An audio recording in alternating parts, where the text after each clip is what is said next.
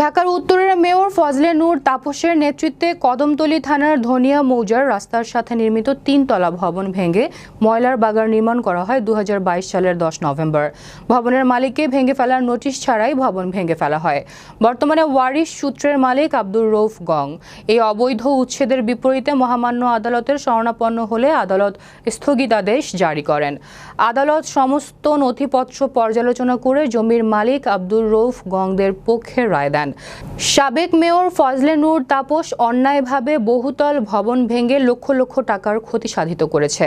এ ঘটনায় জড়িতদের সঠিক তদন্ত ও আইনশৃঙ্খলা বাহিনী সহ বর্তমান অন্তর্বর্তী সরকারের নিকট সঠিক বিচার প্রার্থনা করেন ভুক্তভোগীরা।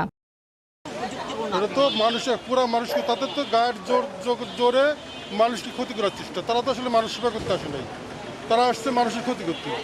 তারা নিজেরা কীভাবে বড় হবে তাই চিন্তা করছে। এই যে রাস্তা কাটি কাটি পানির লাইনগুলো বসে হয়েছে, জরিমানা খেয়ে গেছে তাপস।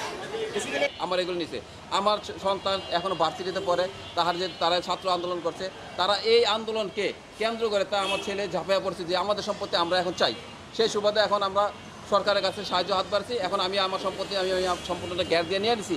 হ্যাঁ, যেটা রাস্তা যেটা তার নিয়েছে ভাঙ্গা নিছে, রাস্তার ব্যাপারে আমার আপত্তি নাই। আমি সুখ সামনে জানাচ্ছি রাস্তা অবশ্যই দেবো, কিন্তু রাস্তার বিনিময় আমার কি দিবে?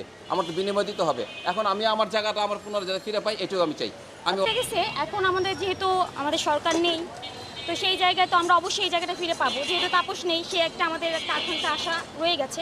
তো সেই জায়গা থেকে আমার চাচ্ছু একটা ব্যানার উপরে দেখতে পাচ্ছেন, একটা ব্যানার লাগানো হয়েছে। তো এই ব্যানারটা লাগানোর 2 দিনের মধ্যেই হয়তো তারা বলতেছে তারা হয়তো বিএনপি করে, আমি সঠিক জানি না তারা আসলে কি করে। আমরা এই আন্দোলনে ছিলাম, কিন্তু আমার কথা হলো আজকে আমরা যে আন্দোলন করলাম, আমরা ছাত্রীর আন্দোলন করলাম অন্যায়ের বিরুদ্ধে, যেখানে অন্যায় চলবে না, সেখানে আমার চাচা নিজে ভিক্টিম হয়ে যাচ্ছে এই অন্যায়তে। তো সেখানে অবশ্যই আমি চাই, আমার দাবি একটাই,